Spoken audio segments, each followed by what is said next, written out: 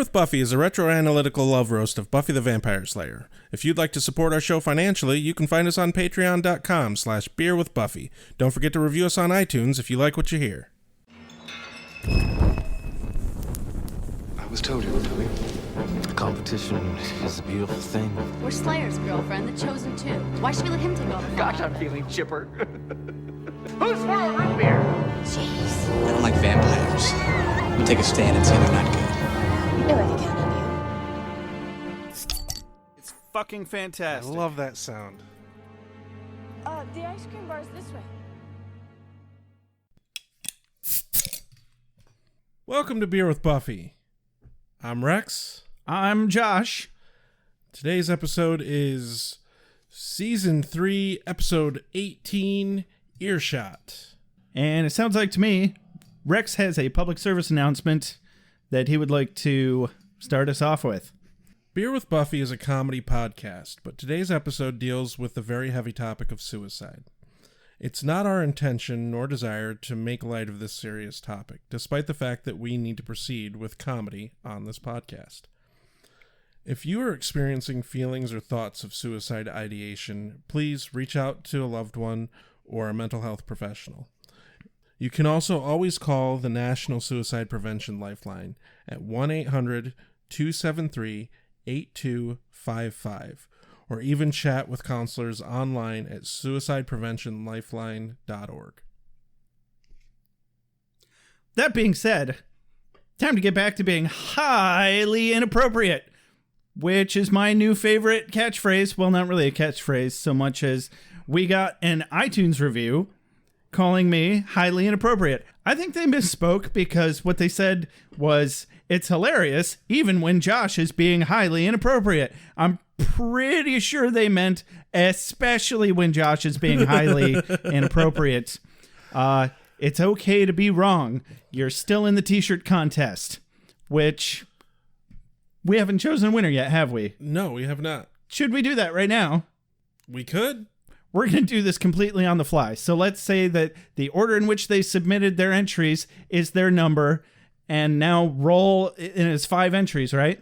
So pick a random number between 1 and 5. I have a die roller on my phone. Rex has a die roller on his phone. Because I'm a nerd. Because he's a nerd. And we're going to use that, and we're going to pick this winner right here, right now.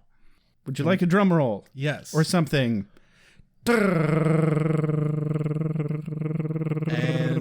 entry number 3. 3! Who's number 3? Number 3 is Alexandria Ware Van Brunt. You are the winner of the Beer with Buffy, of the great Beer with Buffy t-shirt contest. We will email you, get your size, and your shipping information to ship it to you. Yeah, we're going through a third-party vendor that we just give the design to, and then we actually have to purchase the t-shirt ourselves and give them any third-party shipping information, etc. But, we'll take care of that. No cost to you. And as of this moment, you can get Beer with Buffy merch. Bam! If you're listening to this podcast, you can buy our shit. And that's the official announcement right there.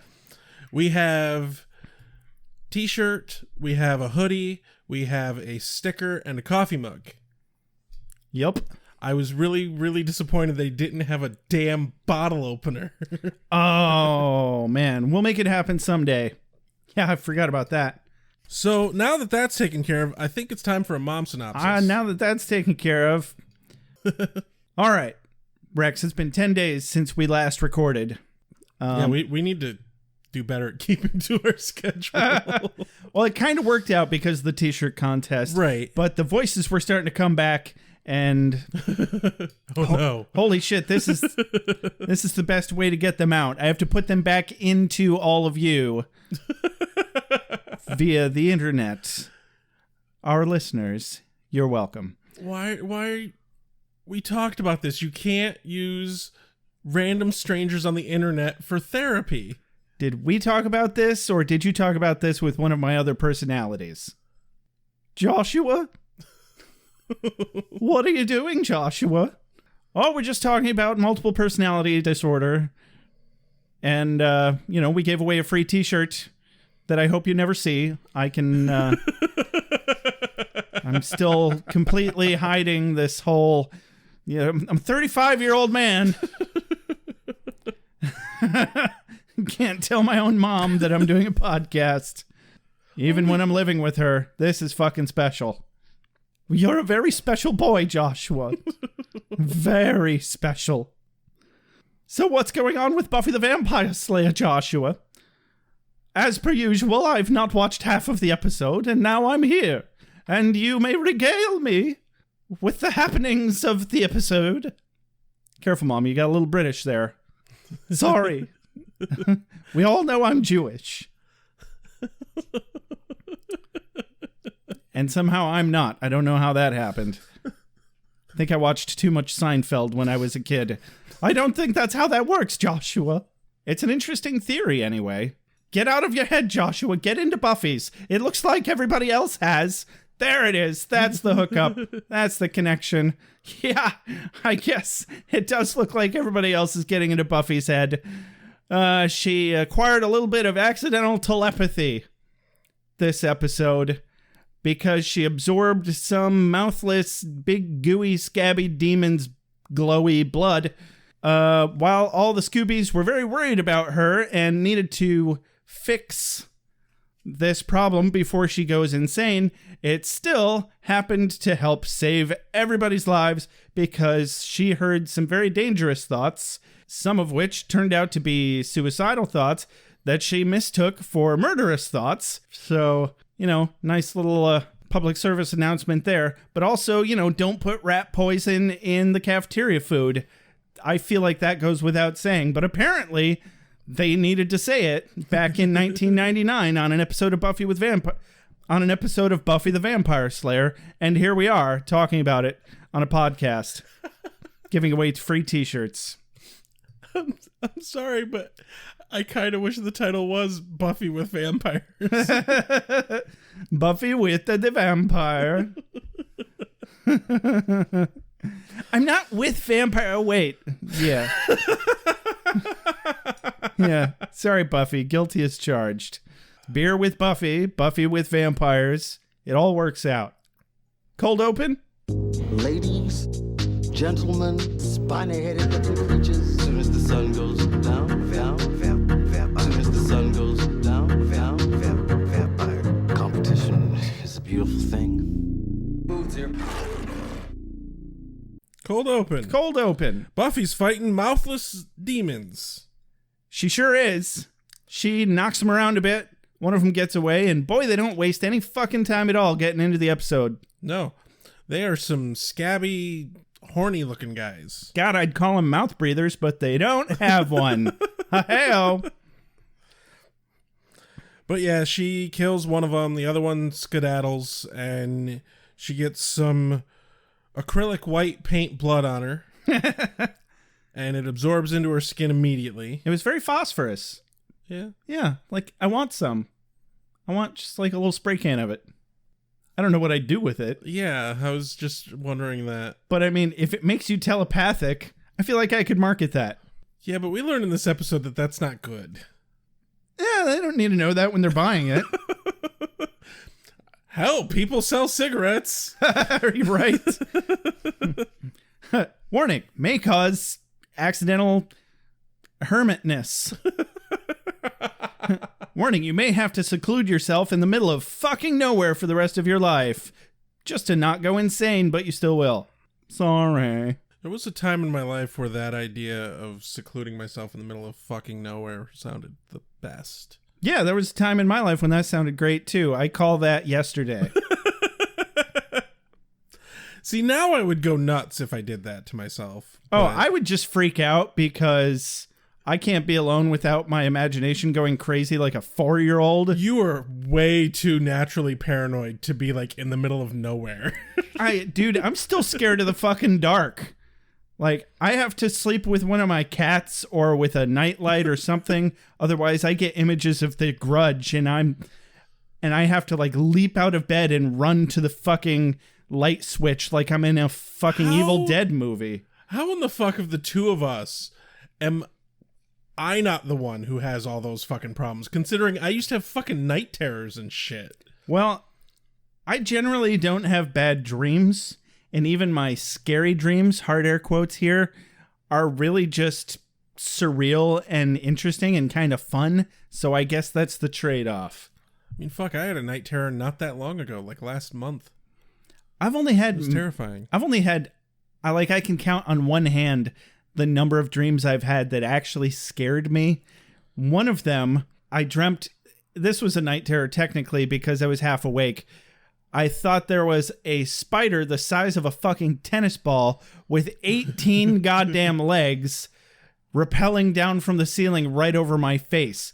And I literally leapt out of bed and huddled in the corner for like 5 minutes before I realized it wasn't fucking real. Right, that's right. You just actually posted on our Twitter, I think, about how the more legs, the freakier you find it. Yes, that is absolutely true. I cannot even fucking do centipedes. I just fucking can't. The good news is the demons in this have only the normal 2 legs and just no mouth. Very humanoid. How do you feel about no mouth? No mouth is pretty creepy. I didn't feel like these guys... It didn't look like they had no mouth. It looked like it was sewn shut or something. We didn't really get a good look of them. They looked close. more like Groot if Groot had no mouth. Yeah, kind of. Yeah. Anyway... So, opening sequence. Yeah, we actually go to the library where Willow and Buffy are talking about the same fucking thing, about how no mouth is creepy. And Buffy says, well, no mouth means no teeth. Unless they have teeth somewhere else. Ew. In their butt? I don't know what she was thinking, but she had that look on her face of she was thinking something awful. Tooth butt monster. How does that even work? Oh dear. Oh God, my brain went into very gross places, and I'm not going to share that. I'm not moving on. Giles has been researching the Ascension, and he has found fuck all nothing. Fuck all. That's goddamn right. So they show Buffy rubbing her hand while he's talking. A little bit of foreshadowing there. Yep. And they essentially completely admit that the last episode added nearly nothing to the overarching mayor's plot line, other than now we know that they know that Faith is evil. Yeah. So now I know that you know that they know that we know that Faith is evil.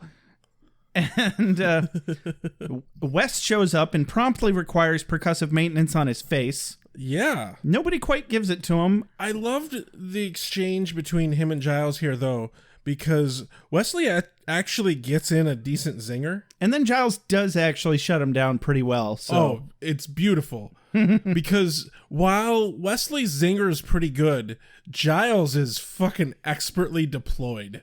Yes. Wesley walks in and he's like, what's going on? Giles says, oh, just filling them in on the Ascension research. And Wesley says, what'd you do with the other minute? Yeah, just like that, yeah. Right? Did you write down what Giles said? Shit. After Wesley says, what did you do with the other minute? He goes, touche. And then he starts to walk around the table to sit down, and he's like, well, I'm only here unofficially. What did you find out? And then Wesley goes and repeats exactly what Giles had repeated, so the Scoobies all get up and walk out mid-sentence. Yep, they fucking collectively abandon ship Exodus style as Wes opens up his stupid face. Giles wings that shit right back into Wes's sniveling stupid turd face, but then we cut to the hallway. Where Buffy and Willow are talking about Angel. Yeah, they never do that. What the fuck has been up with the last 4 or 5 episodes? There's almost nothing but Angel that Willow and Buffy discuss. Yeah, I'm really curious to see what the fuck they have to talk about after he leaves and does his own fucking show. Yeah. Because I don't remember. What are they going to make small talk about? Riley. Shit. I hate Riley. I'm not looking forward to Riley. I really don't remember anything about Riley. That's going to be interesting. But yeah, Buffy's still super miffed about Angel being all pretending to be close with Faith, and she's like scared that he actually enjoyed it, even though it was all an act that she asked him to do just to extract information from Faith. And Willow's advice is fucking talk to him. Again, great advice. Time and time and time again. And it has been proven through plot that if Buffy has a problem with Angel, just fucking go talk to him. Which pretty much always seems to be the best course of action anyway. She shuts down that conversation pretty quick, and they move on. And so Xander's looking at Hogan Martin, one of the popular jocks, coming down the hallway. He's like, look at him. He's all like popular and talented and shit, and everybody loves him. But then when he says hello to Xander, he's like, he knows my name. Eee! Yeah. Like, oh, shut up, Xander. Anyway, Willow still has Percy really whipped. Yeah. That makes me happy.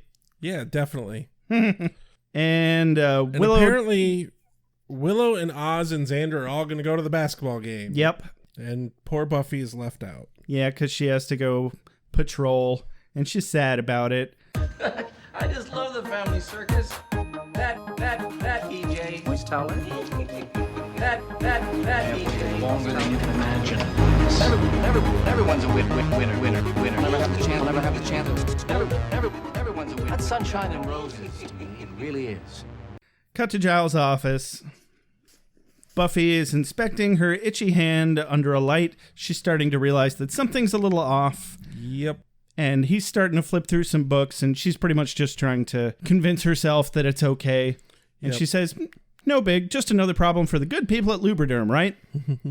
Anyway, I found that amusing. Giles drops a book with a picture of the demon. There's a really uncanny resemblance. I do like, though, that anytime they show pictures of demons in these books, they're all like sketches. Yeah, they're hand-drawn. Yeah, and that's pretty neat. Good prop department there. Yeah, definitely adds really good immersion. Yeah, but apparently the blood will infect a host with the aspect of a demon. And nobody knows what the fuck that means. And Buffy's worried that she's going to get all scaly and horny. My favorite part, though, was her closing line on this scene, because he's telling her about the aspect of the demon, and she looks to him and goes, I hope it's not the outside part. Yeah. And cue the beginning of the great Buffy Wiggins. Yup. Or at least another one anyway. Buffy's allowed a few Wiggins here and there. Oh, yeah. Yeah. I mean, she's just got told that she's going to turn into part demon. Like, if that doesn't give you the right to Wiggins, I don't know what could. Very few things. Very few things. But we go to cheerleaders. So now we're outside at the promenade having a pep rally. Not a very good pep rally at all. I mean, I think it's impressive that they were able to have a pep rally with optional attendance instead of just funneling every single student into the gym and saying, you're going to watch this pep rally and you're going to get excited, which is what they did to us. Yeah, and I was that's like, what they did to me too. Oh my God, what are we doing? My school, you weren't allowed to sit where you wanted. Really? You had to sit with your class. I don't even remember what they did to us. It's a blur. It was just like, okay, go here, go there, go here, go there. Eat, thank God, now go I've here. drank that one out of my memory. Yeah. Glug, glug, glug. There goes more of high school. Inappropriate feelings during gym class. I mean, there's fucking linoleum everywhere. Everywhere. Anyway, Willow's reading from the school newspaper. She says, well, according to Freddie's latest editorial, the pep rally is a place for pseudo-prostitutes to provoke men into a sexual frenzy, which, when thwarted, results in pointless athletic competition. I can't even. I like Oz's take. Which is what I was getting to here. It's actually one of my quotes of the day. Xander says, and the downside being? Willow says, well, the school paper is edging on depressing lately. You guys notice that? Oz responds, I don't know. I always go straight to the obits. I think he's not so much joking. I think a school newspaper like Sunnydale School newspaper has fucking obituaries. Right, that's another layer to the joke. There's enough people die in Sunnydale that they could have an obituary section in the high school newspaper. Yeah. Yeah. Also, it was, an ironic joke. Depressing. I like dead people. Buffy's sitting there and she's barely paying attention because she's checking for horns. And then Xander's, and Willow's trying to calm her down, and Xander's attempting to convince himself and failing completely that he's over Cordy. Yeah. And then he eats a big old jelly fucking sandwich when he sees Wes staring at Cordy. Oz's response is, "You're a very complex man." Yeah. But my favorite part, though, is when Willow and Buffy are talking about the demon. Willow's like, "Was he a boy demon?" Talking about demon parts that Buffy might get. And let me tell you, Rule 34, there's part of that somewhere. Oh, dear God. Things I didn't need to remember. So you can't escape Rule 34. No. So another potential quote of the day here. Willow's talking to Buffy and she gets distracted by the pep rally and she's like, "Yeah, woohoo! Sorry, they spelled Percy and I have to show support. He's needy." Willow's not doing a very good job of being supportive in this episode at all. Well, I mean, she is, just not in that particular moment. Yeah. I feel like she's definitely more supportive after Buffy leaves school. To be fair, there's not a whole lot that anybody really can do to be supportive. Right. Once the whole thing starts. Anyway, cut to the next scene. Which is patrolling at night. Buffy's sad because she knows everyone else is at the fucking basketball game. So Buffy pulls out a mirror, right? Yep. And she's looking at herself, making sure that she's not like growing horns or weird shit on her face. And I'm assuming that she has done that every 5 feet. Right. Well, so we see the mirror from the back of the mirror. For just a moment, I thought it was a goddamn cell phone. And then I remembered it was 1999. They existed then, but they were very different things. Very different. Yeah, the first smartphone did not happen until 2007, I'm aware.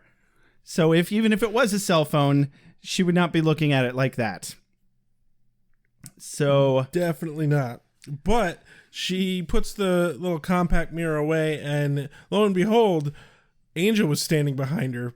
But it's a mirror. She couldn't see him. Exactly. I think she said something like, "I should have known you were there because I didn't see you." And that's kind of accurate to how the situation with Angel works. Pretty much. And for a change, he was not all, "Buffy, there's a problem." Right. But then Buffy starts raining self-pity, holy hell. And he does his best, just like Willow, to calm Buffy down, but she cannot be calmed. She's uncalmable. To be fair, I think he does a pretty fucking good job here. Oh, he does. Because his line here, one of his lines here is one of my quotes of the day, because he says, "Hey, I love you, even if you're covered in slime." And then Buffy's response is, "I liked everything up until the last part." Because he's going on about how he cares about her and how she's going to be fine. And yeah, the standard boyfriend thing. I'm never going to let anything happen to you. I'm going to take care of you, and I'll always be there no matter what. I love you. Baby, I love you. Don't you know how much I love you, baby? It's why I'm so broody, Buffy. I knew it was funny. Can't you see how broody I am? It's because I'm in love with you, Buffy, and I can't be in love with you. Anyway, cut to the school. Makes me broody. Dig this. Dig this. Sorry you had to wait. Fire, beheading. Hurry up, sweet dreams. Sunlight. Hurry up, sweet dreams. And water. Usual. Oh, yeah. I hit him. With what? A desk. Willow, Oz, and Xander are hanging out in the lounge area talking about the game, and Buffy walks up. Welcome to Scoobyland, where the snack of the day is egg salad, because all them shells they're walking all over, oh, snaps. Yeah, everybody is all, like, trying to be super careful of Buffy's feelings, and, like, everybody's walking on fucking eggshells. And then Cordy steps up and just takes those feelings and kicks it like a fucking football. You can always leave it to Cordy. And if there's one thing we learned in this episode, it's that Cordy never thinks anything that she doesn't say. Yep. Or vice versa. This is the first time where Buffy hears a thought, and it happens to be Xander wondering if Cordelia and Wesley have made out yet. Yep. And Buffy's like, that really bothers you, doesn't it? And he's like, what? What are you talking about? You know, them kissing. He's like, oh, you read my mind. And then... Dun, dun, dun. Yep, and the fucking camera zooms in on her and everything, and it's the fucking floodgates, because the next scene, she's reading fucking everyone's mind. Yeah. Talk about lacking subtle buildup, for fuck's sake. I was like, oh, well, shit. So now she can read minds. Wait, what if it's only Xander's mind that she can read? Oh, God. That'd be a special kind of hell. Because as we see in Only Moments... Oh, yeah. If there's anybody's mind you want to read, Xander's is probably last on that list.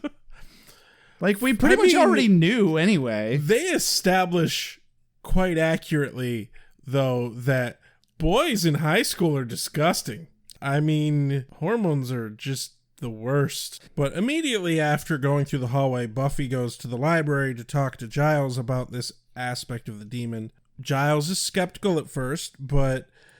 Buffy's actually a little excited. Yeah. Because, well, now she knows what the aspect is, and it's not a physical or visual aspect in any way.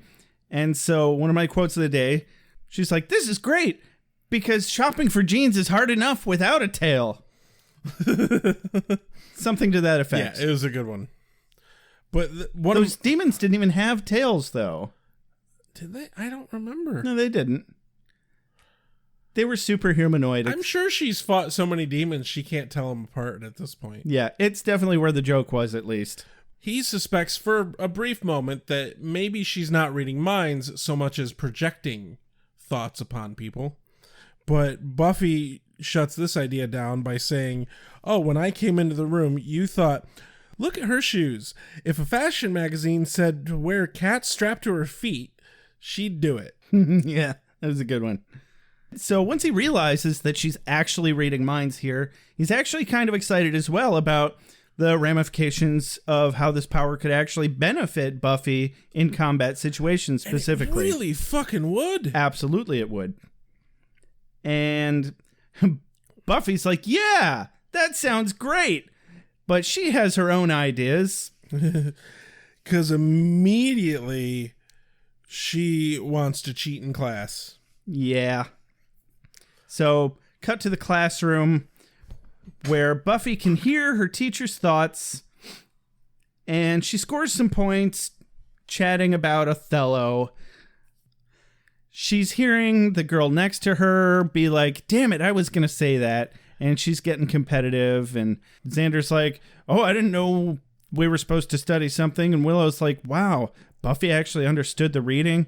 And then she hears Freddy's voice, and this is the first spot where we maybe sort of kind of are supposed to have a bit of a fuchsia trout about Freddy being some kind of a villain in this episode, because she hears Freddy's voice and he's going on about how he reviles them all for clamoring for the teacher's praise like pigeons for breadcrumbs, and he's really just an angsty teenager who gets off on writing fancy words, or, you know, a teenager's version of fancy words. Yeah, definitely. I have to point out, though, that the exact thing that Buffy does here is outright fucking cruel, because she's not reading the minds of all the students. She's literally just reading the mind of one student and saying everything that that one student is fucking thinking. So she's not like going, oh, this is a good idea that this student has and I'm going to steal that. She's not stealing ideas from everyone. No, she's just literally pulling out of the brain of one student only. Oh, I thought she was only pulling answers from the teacher. No, the student next to her. Oh, it was from that girl? Oh, that is cruel. The last thing she says that bringing up the dissertation thing, that she pulled from the teacher. But before that, everything she pulls from that one fucking student. Well, I suspect that because this power only just started for her, that the proximity was a factor. It is. And definitely. I think she was only getting like sporadic, like the strongest thoughts that were coming out of, you know, the conscious portion of people's brains. My biggest problem with how she hears voices is that's not really how stream of consciousness works. It's a hell of a lot more cluttered in any one brain than, one completely coherent thought here and there. Well, and it's definite that she's not so much hearing thoughts as she is hearing the inner monologue. Sure. Yeah. And this is definitely a much better way to do it for storytelling purposes than to try and accurately represent the brain activity, which is just a massively complex thing. I don't know if I've ever told you this, but I don't really have an inner monologue. Interesting. As I'm sure you know, I don't really do a whole lot of thinking before I speak. This is why I can really relate to Cordy. Because speaking is part of the thought process for me. So there's not a whole lot of inner monologue in my head. Because my mind mostly operates in imagery. Okay. Just fun fact that this show made me think about. I guess I don't really have a good analogy for how my mind operates, because it's not like that sentence that I just said was completely there before I said it just now. I'm just kind of piecing it together as I say it. Wow, this is becoming a fun thought exercise. You should try it at home, kids. Anyway, before we go too deep on that rabbit hole, so the teacher's analysis of Othello is turning into waxing philosophical about our psychological tendency to doubt ourselves and the people around us and whether or not our girlfriends or boyfriends specifically really love us. And this is an obvious allusion and a handy segue to Angel and Buffy's situation. Therefore, cut to... Yeah, but the outfits suck. This whole rainbow thing is so over. I'm thinking more sporty, like Hilfiger maybe. Cut to Angel's house, and let me ask this important question. What the fuck is Angel doing even walking towards the goddamn curtain in the first place so that he can be standing in front of it when she walks through? Because she shows up during the daytime. And does he get Why singed? is he remotely near the fucking goddamn curtain? Maybe he probably just knew that it was Buffy. I don't know. He knew it was Buffy and didn't assume that she's gonna walk in any fucking second? I guess I didn't think about it too hard. Anyway, Buffy keeps trying to prompt him to talk about faith, or think about faith more specifically, but the power doesn't work on him. Nope. Apparently, it's very similar to a mirror. Honestly, this makes more sense than not being able to be seen in a mirror. It's like you're still a corporeal being, but it makes sense that your brain activity is different now that you're undead. Yeah. Because, like, light is obviously still reflecting off of you because we can fucking see you. That's how mirrors work. There's no reason a mirror shouldn't work. That actually legitimately brings up way more questions that I need to be dealing with right now. Right? It absolutely does, because that kind of makes me think that the fact that he's undead and has no pulse and no heartbeat, maybe light is actually not reflecting off of him, and he is just some sort of ethereal force that's being projected into our brains visually. Okay. So that we can understand his... We are not going down that rabbit hole, because that brings about a lot of physics questions. And maybe that's why sunlight kills them so fast. It's because they're actually just a collection of very delicate photon-sensitive particles. Can you just move on, please? Yeah, I so can. That we cannot go down this rabbit hole. I can absolutely move on, Rex, because it's so rare that... I'm legitimately trying to not go down this rabbit hole. That's a very long rabbit hole. I'm happy that I posed an interesting question to you, though. We'll talk about that later. Maybe we'll do a bonus episode about that. And so I just had a little exchange here that I liked how it ended. You know, after... So Buffy actually broaches the subject, and he realizes she's trying to get into his head, and that she found the aspect of the demon and she can't, and he says, and Buffy, be careful with this gift. A lot of things that seem strong and good and powerful, they can be painful, Buffy. Like, say, immortality? Exactly. I'm dying to get rid of that. Buffy says, funny. He says, I'm a funny guy. You put way more emotion behind it than he did, though. Because he straight face says, I'm a funny guy. Yeah, it was a great moment. I really can't... that's why I slipped into dramatic reading mode there. I really ruined it. I'm just shitting all over this right now. Everybody go watch the episode. I have another quote here, though. During this whole talking thing, he says, I've been with dozens of girls like her, talking about Faith. Oh, yeah. Says, I've been with dozens of girls like her. More. And Buffy's response is, oh, this honesty stuff is fun. Yeah. I'm like, oh, God. From personal experience, I know she does not want to hear that right now, Angel. Right. But yeah, I give kudos to Angel for the dad joke. It was a solid dad joke.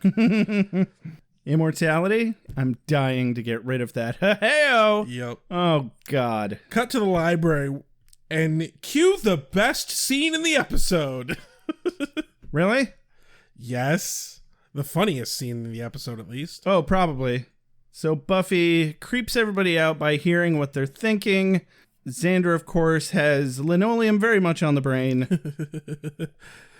Oz waxes philosophical. Wesley oogles Cordy. Cordy never thinks anything she doesn't say. My favorite fucking part, though, of this entire goddamn episode is Oz's whole fucking thing. Because he's basically going on about, like, if Buffy can hear what we're thinking, and then Buffy is us, and we're Buffy, and we're all Buffy, and just he's going in fucking logical circles with this. Well, he's extending the whole philosophy of I think, therefore I am. Yeah. And so he's like, but if Buffy is hearing my thoughts, then if I think, therefore Buffy is me. And if we're all providing the thoughts that Buffy is thinking, then Buffy thinks, therefore we are. And it was actually kind of impressive. Yeah. But the best part is Xander can't get linoleum off his goddamn brain. And Buffy is just grossed out, as she should be. Xander does the only possible smart thing in this situation. He fucking bolts. Yeah, I mean, they were all just kind of sitting there, just letting Buffy hear their thoughts. And Buffy, of all of them, is like, Christ, Xander, is that literally all you think about? He's like, actually? I had to Cartoon pause. style. I had to pause and laugh a good long laugh over this. The timing was fucking perfect. The look on Xander's face right before he bolts is just the best. You can always count on Xander for timing. Yeah. But Willow's worried because she, in this moment, realizes that Buffy can hear what Oz is thinking, and Willow is jealous because she doesn't know what Oz is thinking. Oh, yeah.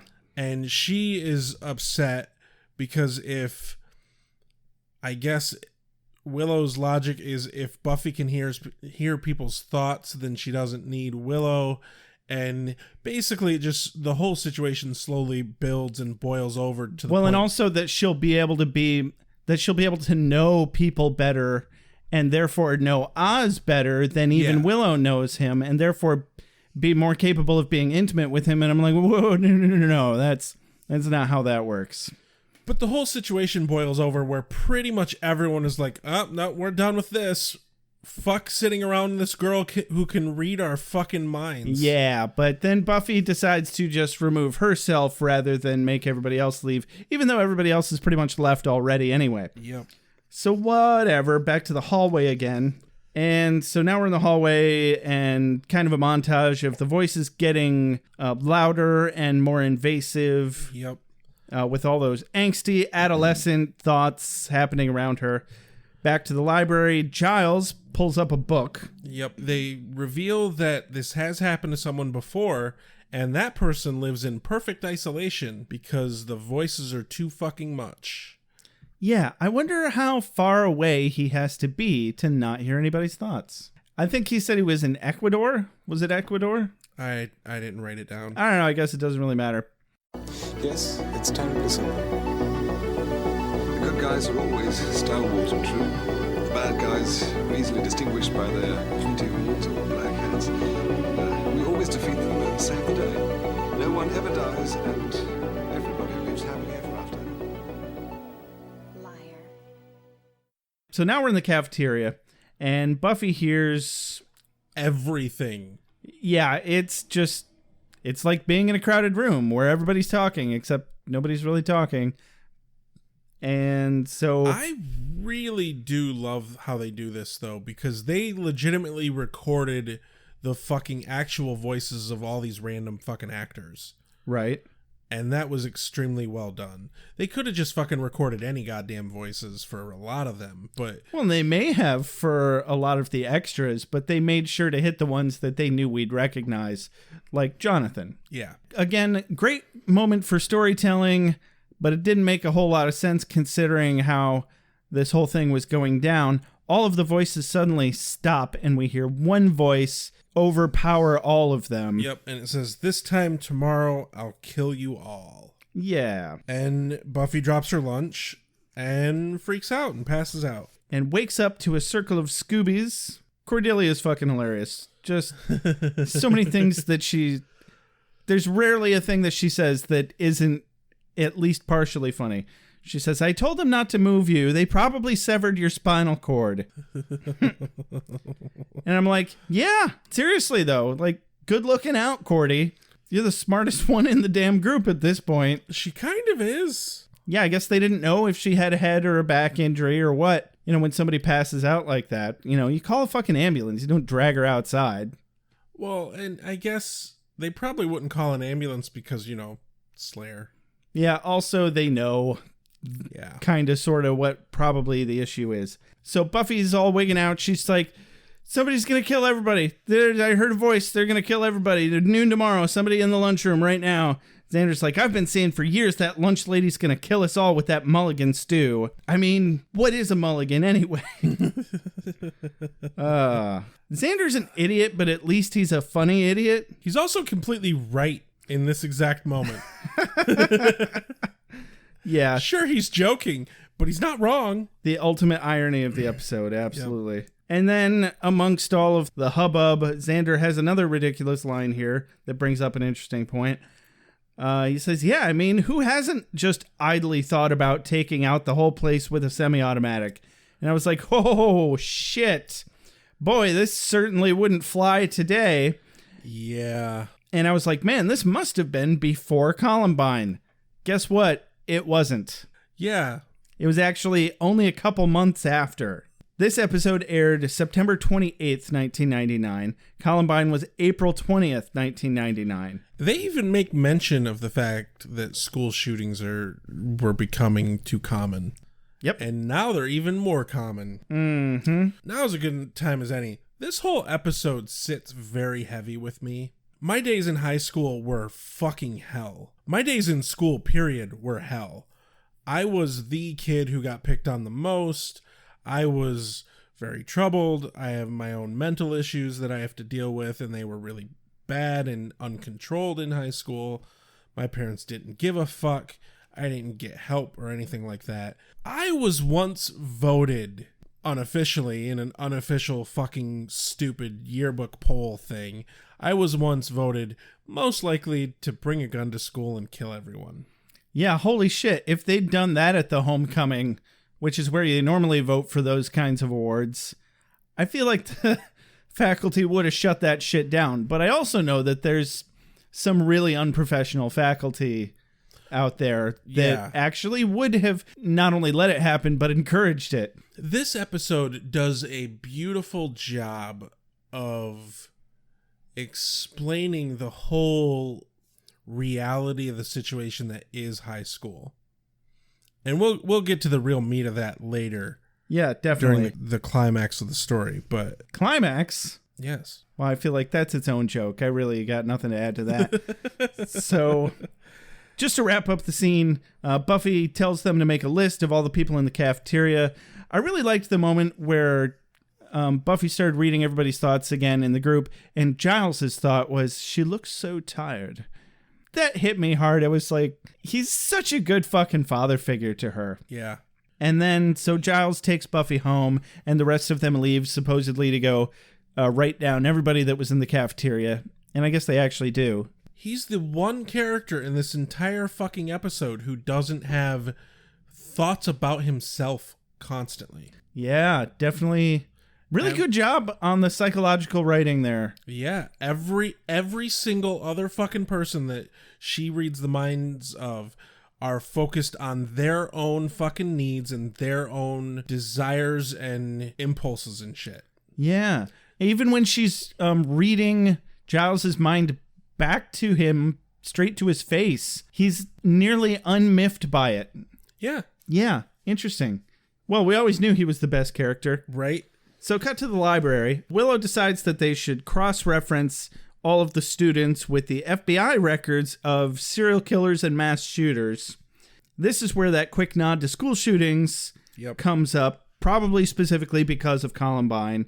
Xander says, I'm still having trouble with the fact that one of us is just going to gun everybody down for no reason. Cordelia says, yeah, because that never happens in American high schools. Oz says, it's bordering on trendy at this point. Hey-o. Yeah, and it's only gotten worse from then. Yeah, it's gotten surprisingly worse. But yeah, this show, ahead of its time, as always. Like, I thought they were just making an off-color joke with what Xander said earlier about the, who hasn't idly thought about semi-automatic blah. And I was like, ooh, ixnay on the everything A. I wouldn't be the least bit surprised if they specifically wrote this episode in light of that. That would make sense. I mean, they handle other aspects of it well. I don't feel like it really only grazed the subject of mass school shootings, though. It could do better, but it definitely did good. Yeah. Yeah, it definitely didn't hurt that they brought it up. Right. So anyway, they all get to work, and now we're back at Buffy's house. And which is my second favorite scene of the episode. I'm just so very disappointed that we didn't actually get to hear Joyce's voiceover. Right? For what the hell? For what's about to happen. Because it's about to be revealed to Buffy that Joyce had sex with Giles. Twice. And pure vindication. We were absolutely right. Like, it was all speculation up to this point. We were pretty sure, but god damn it, that's exactly what happened. And not only once, but twice. My favorite part is that the payoff for how long this took was excellent. Yeah, it was like a whole season. That was a season ago. Oh, man. Way to hold a card, guys. Way to hold a card. It was pretty impressive. Definitely well played. Because Buffy's trying to get Joyce to stay and just sit with her. Joyce is being a busybody, and she's like, do you want soup? I'll get you soup. Chicken and stars? Okay. Maybe blankets. Here, you need more blankets. I'll be right back with more blankets. But the moment Joyce stops moving, Buffy's like, what? You had sex with Giles?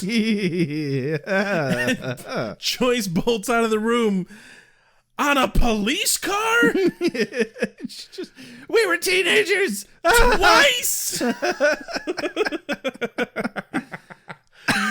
Like, even though we don't get to hear Joyce's thoughts, the delivery is fucking excellent. It was. I wonder if that was just because they didn't manage to pin her down in time to do voiceovers with her. I think it was partly because of how the comedic timing works out. Yeah, I guess the reveal could have very easily been an artistic choice. And it worked. It definitely worked. Yeah. It was hilarious.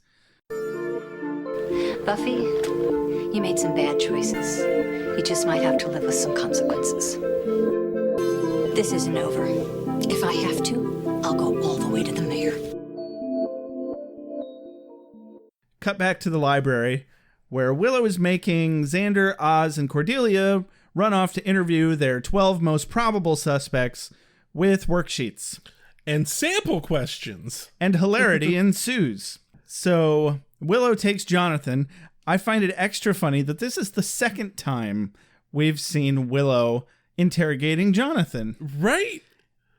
She's very good at it. She is. And but this time Jonathan didn't pee in the pool. Right. No, this whole fucking sequence has been done before. And I enjoyed that, actually. Uh-huh. But Jonathan does a very good job at playing dumb and just confused. I didn't write down anything that he said. I just recall that it was... They gave us nothing, absolutely no clue in that maybe Jonathan is planning anything whatsoever. Right. They did a pretty good job of not being like, oh, look, here's the bad guy. Yeah. Their fuchsia trout was well placed in this episode. I dare There's a say... lot of reddish fish. I dare say episode. It may actually qualify as a red herring. Honestly? Yeah. Yeah. It didn't work on me, but I've seen the episode before. And I suspect had I not recently seen the episode, I would have probably been like, oh, what the fuck? Is he the bad guy? Yeah, I couldn't remember exactly how all the shit went down, but I didn't remember that Jonathan had anything to do with it, but I knew that, like, Freddy didn't have shit to do with it either. Right. So Freddy is dodging Oz. Yeah. Because Freddy is Oz's assignment. Oz also interviews Hogan, which I thought was funny. He's out there playing basketball. He was just so eager to please him. Is that a good answer? I want to get this right. It's a fucking survey. And then Cordelia cracks me the fuck up again. Like, Cordelia is not heavily involved in this episode, but where she is, she's fucking on point. She walks in to Mr. Beach's class and she says, "Hi, Mr. Beach. I was just wondering, were you planning on killing a bunch of people tomorrow?" "Oh, it's for the yearbook." Yeah, and then it's fucking gold. The way she smiles is absolutely priceless. Like, she gives this big cheesy grin and then somehow manages to make it bigger with her bottom lip just showing a little bit more teeth. Pricelessly timed. Right up there with Nicholas Brendan's comedic timing. Yeah. So, speaking of, Xander's interviewing some girls on the steps. Yeah, I don't think those questions had anything to do with the actual handouts that Willow gave him. No, I strongly suspect that Xander may have just deviated from the sample questions. Yeah, he's using his noggin on how to get to that linoleum. Like, so I have to quiz random people. And he came up with his own quiz. And he says, so your turnoffs are smoking, insensitive men, and Birkenstocks. Now, your idea of the perfect romantic evening. Katie, let's start with you. Like, yeah, he made that shit up. It's clever. It was. Yeah, that's what I'm saying. I'm impressed that they're actually answering the questions and not looking at them going, why the fuck are you asking these questions? These don't sound like the sort of questions you'd ask for a yearbook. Fuck off, Xander. Right? Like that other girl does with Willow in just a moment. Yeah. So some real quick cuts here. We cut back to Buffy. She's listening to her neighbors and shit. It's getting worse. Then we cut to the library where Giles and Wes are trying to figure out a cure, and it requires the demon's heart. And Giles is like, oh, who's going to get the demon's heart? Obviously, it's Angel. Yeah. So Wes is just being a fucking dolt because he pretty much just repeats what Giles said. He's like, Right. well, I don't know who's going to get the demon heart. And Wes is like, yes, well, that's all well and good, but be more positive. Now we just need to find out who's going to get the demon heart. And Giles is like, yes, Burke.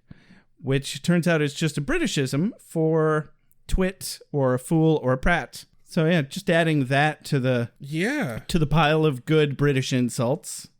Yeah, then we're in the park.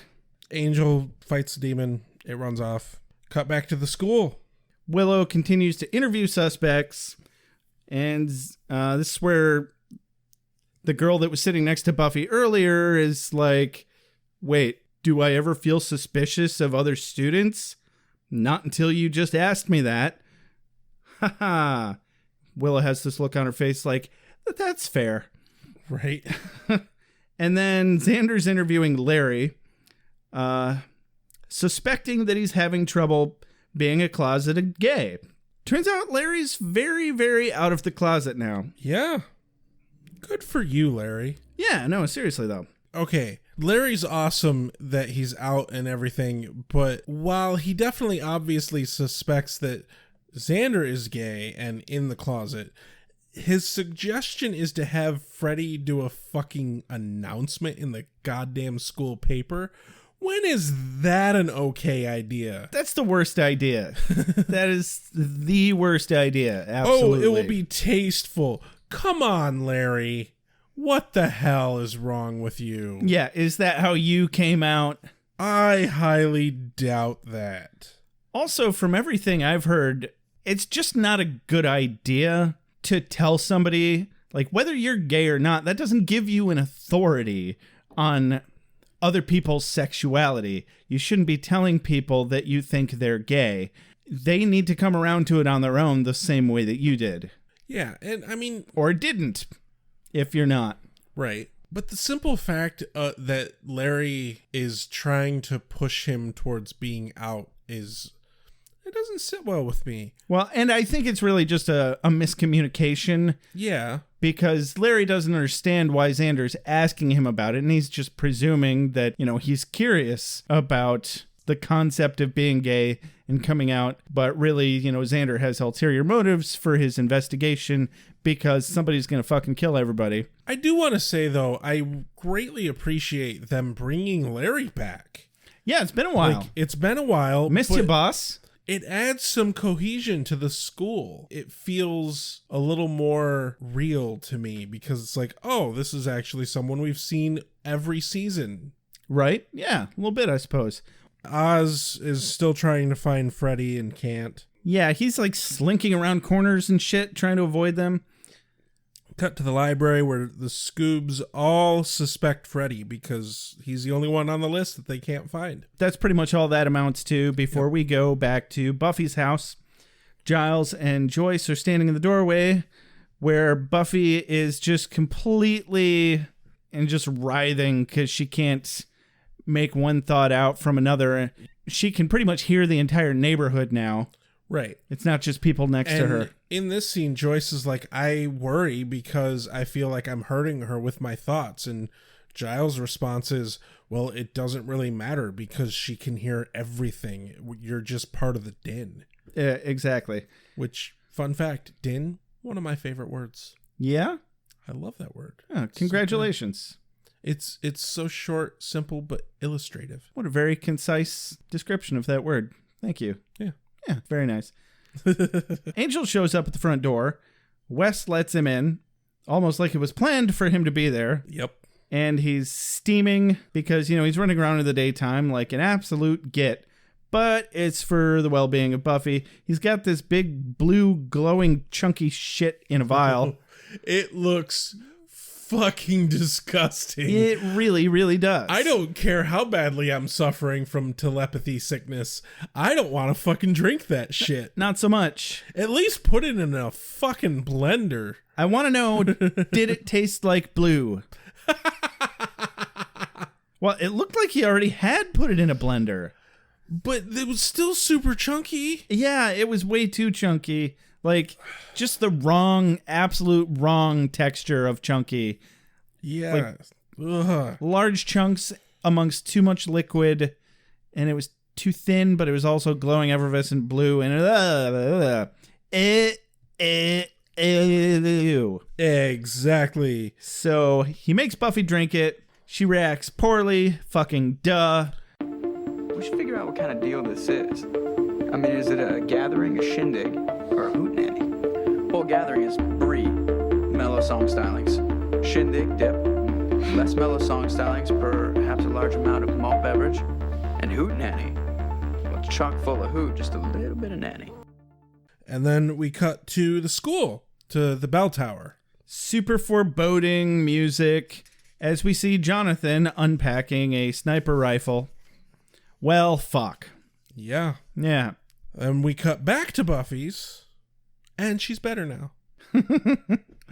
We were all dying, and now everything's fine. Okay, maybe not everything, but Buffy's okay. Yeah. And she wasn't dying. She was just going crazy. The next scene is they corner Freddy in his office. They're basically like, oh, you're the one. You wanted to kill everyone. And he's like, no, I didn't want to kill anyone. I just thought Oz was pissed because I gave Dingoes Ate My Baby a bad review. And then Oz reads this review, and I fucking love this review. Yep. Dingoes Ate My Baby played their instruments as if they had plump Polish sausages taped to their fingers. Freddy says, sorry, man. And Oz says, no, that's fair. And, based on the established amount of musical knowledge that Oz supposedly has, I can imagine that's about what it would sound like. Yeah. Like if they can only play 3 fucking chords. And is it hard to play the guitar? Not the way I play it. Yeah. Those 2 isolated quotes all by themselves lead me to believe they are not a good band. No, I don't imagine so. Yet we've heard their music. And it didn't seem that bad. No. Notable quote of the day. When Buffy enters, Xander says, "You're okay. Can you hear thoughts?" Yeah, she shakes I totally her. forgot about that. She shakes her head, and Xander's like, "Just when I wasn't thinking about sex." You know what? I don't believe him. Not for a second. Not for a second. I think he was thinking about sex. Anyway, but yeah, Cordy finds that letter. Everyone's like, we need to figure out who it was, but Cordy picks up a fucking random piece of paper from the desk, and it happens to be Jonathan's note. It's like, the very obvious letter. It's like, by this time tomorrow, you'll know what I've done. I'm like, why would you even bother sending that to anybody? I guess cry Also, for help. You just put it on the dude's desk. Like, that doesn't guarantee that it's going to get published. Right? Yeah. You might see that and be like, what the fuck is this? I'm not going to publish this. Or even read before. Yeah. Yeah. So they all run off searching for Jonathan because he signed it. Yeah. So they know he's planning on doing something that involves death. And, man, he's really taking a sweet time putting that stupid gun together. Oh, yeah. But, maybe it's only the first time he's done it. Buffy sees him up in the clock tower or the bell tower. Yeah. Way to put the gun together directly in front of the only open window, Jonathan. Yeah. And then she parkours her ass up the fucking side of the building. And I kind of suspected that's what she was about to do. I was like, uh-oh, he's up there with a gun. Do you even know the route to get up there properly? I know I don't, and I wouldn't fucking bother if I had your powers. My favorite part, though, is she jumps up and grabs the eaves of the roof. Yeah. And she, does this flip thing to jump up onto the roof. And the one girl that she was, stealing all the thoughts from in class, looks over her shoulder and goes, I could do that. Bullshit! Yeah, seriously. Yeah, so she ends up having this long heart-to-heart with Jonathan. I didn't find any of it particularly quote-worthy, but she's like, I understand your pain. He's like, what would you know about pain? The specifics of her speech have never stuck with me, but the content of her speech has actually stuck with me for years. Because her major point here is, everyone you see is so self-focused and so in their own little fucking world. That's why it always feels like no one fucking cares, because everyone, they're dealing with their own shit. Yeah, she's looking down over the crowd and she says, looks quiet down there, doesn't it? It's not. And as you brought up earlier, Giles is the only person throughout the episode that isn't just thinking about their own petty shit. Yeah. And not to belittle people's pain as petty, but I just did. So no, my point is I've always found this whole notion very comforting. It's the realization that, okay, yeah, I'm dealing with some shit, but everyone's dealing with some shit. Yeah. It goes with the whole thing of, if someone is having the worst day ever, you don't fucking respond with, oh, but so-and-so's had it worse. No, yeah. That's bullshit, because if it's their worst day ever, it's their worst day ever.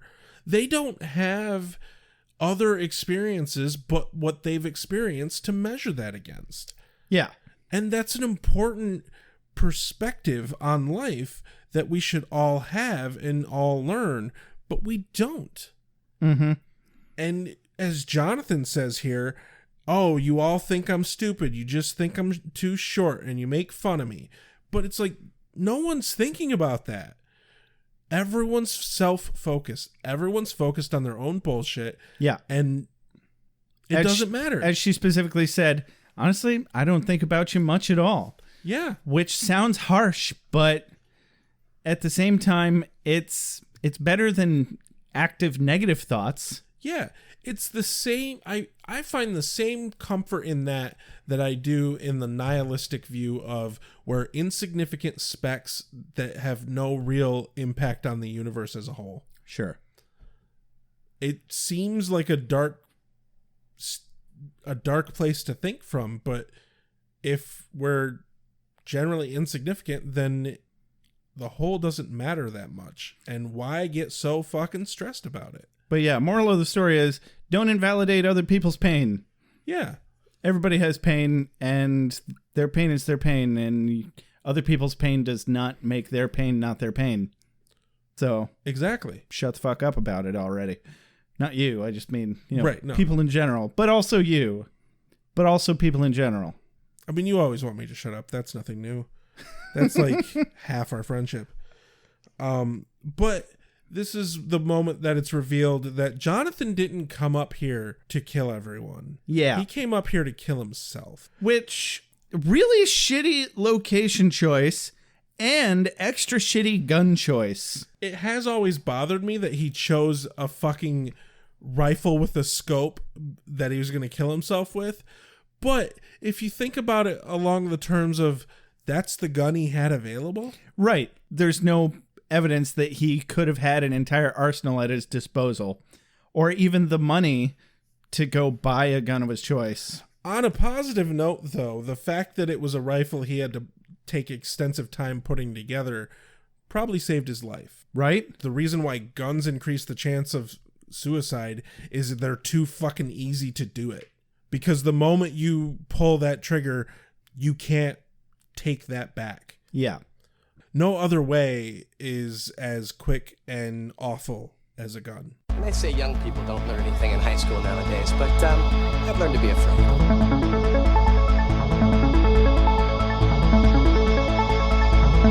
So what was the story about that alligator? Cut to the lunchroom, which is just a hilarious moment. Because Xander's like, I'm going to eat me some fucking Jell-O. I'm going to go in the school kitchen and steal some Jell-O. Goddamn Jell-O. And I mean, how did he notice that there was Jell-O? Wouldn't it have been in like the buffet line? I think he saw that there was some in the buffet line, but he's like, no, I'm going to go get me that forbidden kitchen Jell-O. He must have. Because he walks in, he picks up the Jell-O, he's about to drop it in his mouth, and he looks over and he sees the lunch lady just very casually dumping a giant box of rat poison in the soup. Yeah, or for those of you who play Fallout, it looked like a big box of Abraxo. Right? Yeah. Xander looks over at her, and she's frozen looking at him, just holding the box as like it's just pouring out in a rush. Yeah. They lock eyes. Just an amazing moment that is very difficult to verbally describe. Yeah. Even though that's our job, and apparently we suck at it. So actually, looking at our iTunes reviews, we don't. Yeah. Thanks for that, everybody. Good job. And so Buffy shows up. Because Xander's making a huge ruckus. Yeah, he runs out of the kitchen. He's telling everyone, rat poison, knocking food out of people's hands and everything. Flipping fucking tables. The lunch lady chases him with a cleaver. Buffy shows up because there's a commotion, and she's just good at that.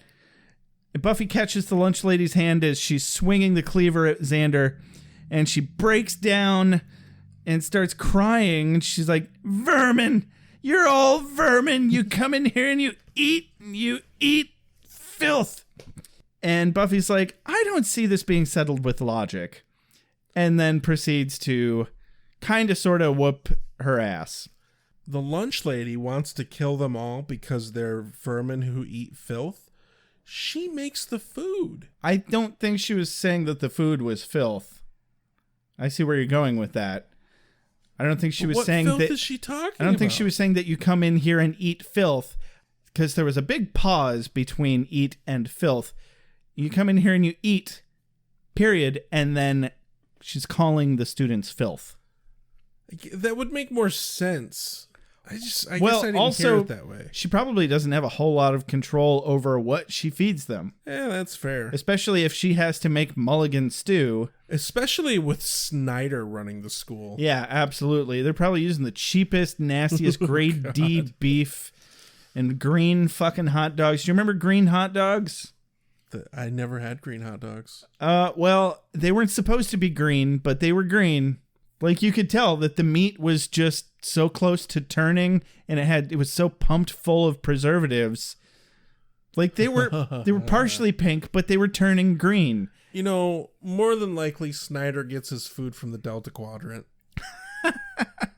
He's got to make use of that wormhole. Yeah. Got to squeeze it for every penny of gold press latinum. Cut to next day. Cut to the wrap up. Buffy laid waste to the evil lunch lady. And Adam Sandler wrote a song about it. Yeah, he did, in fact. Mm-hmm. Him and Sloppy Joe got married. Got 6 kids, and they're doing just fine. Anyway, down in lunch God damn it. lady. I was trying to avoid that.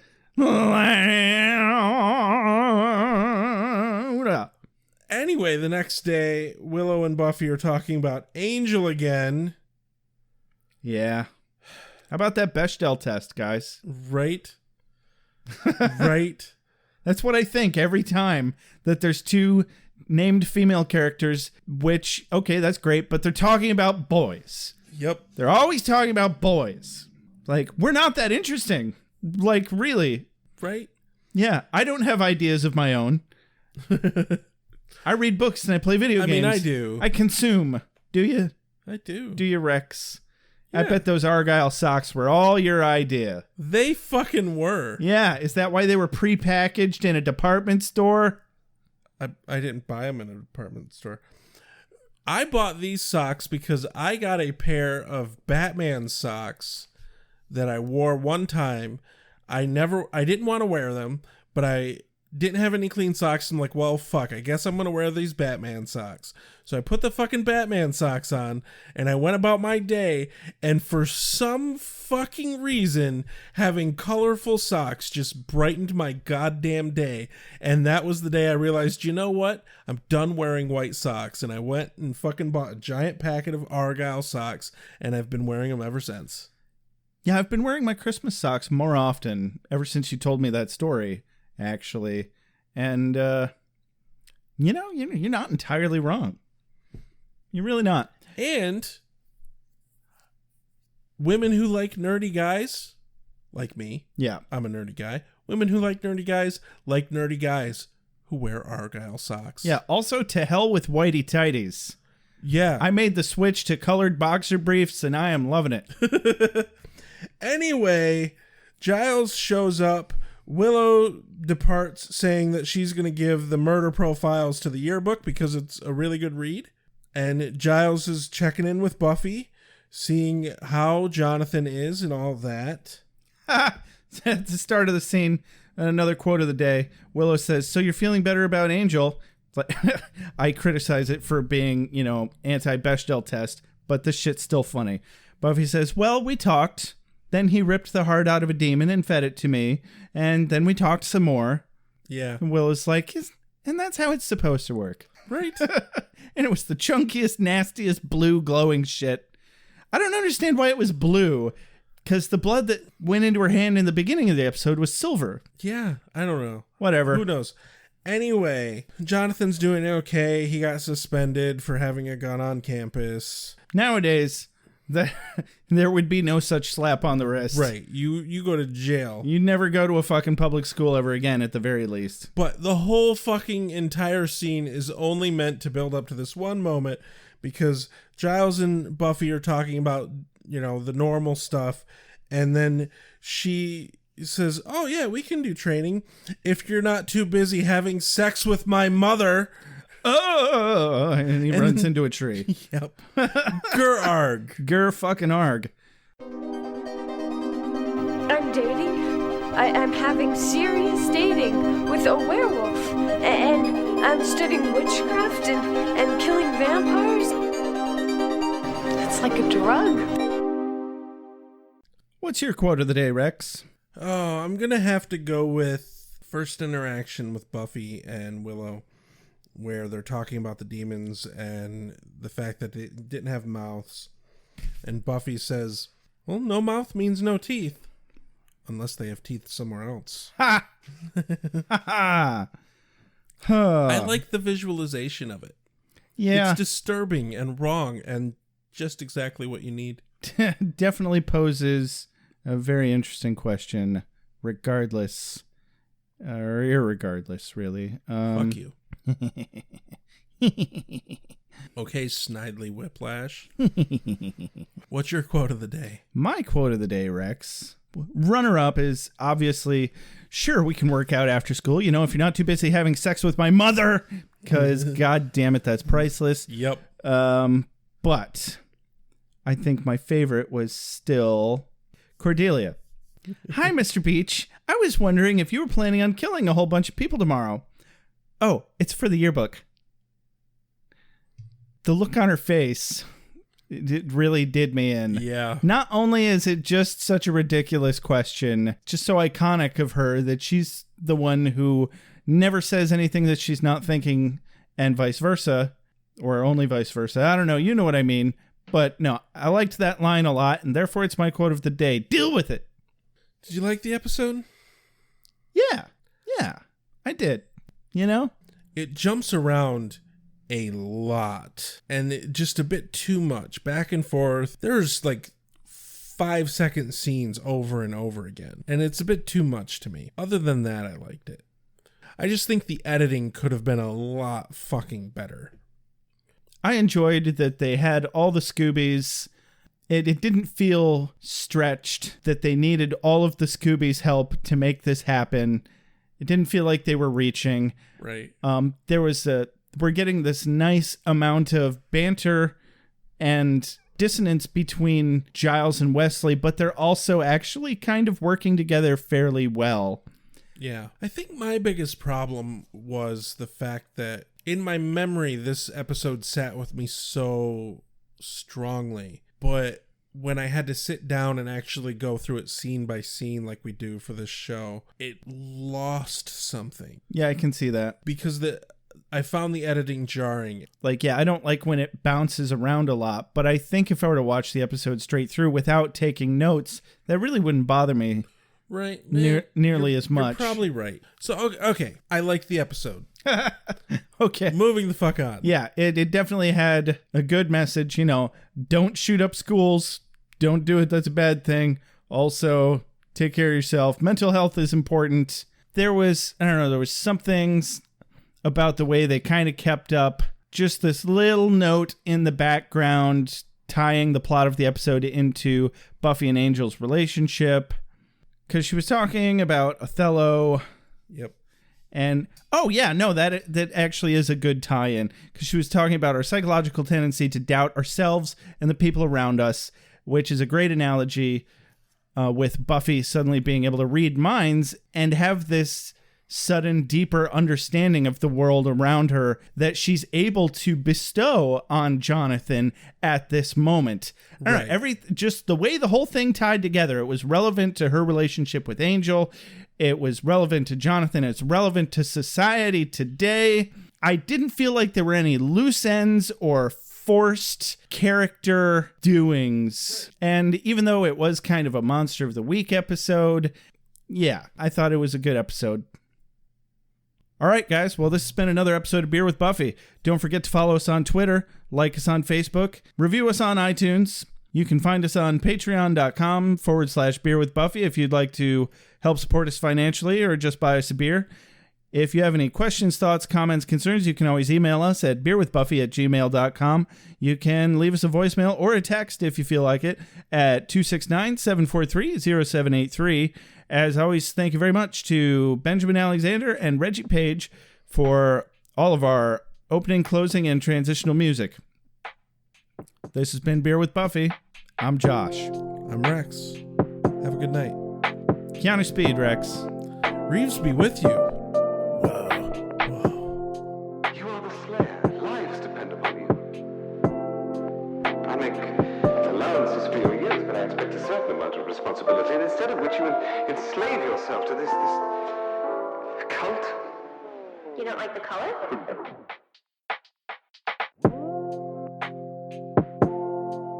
You have a sacred birthright.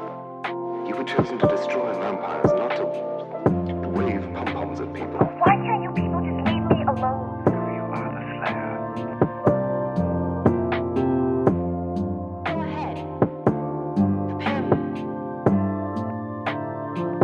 I'm a watcher. I haven't the skill. Oh, come on. By appealing to your common sense.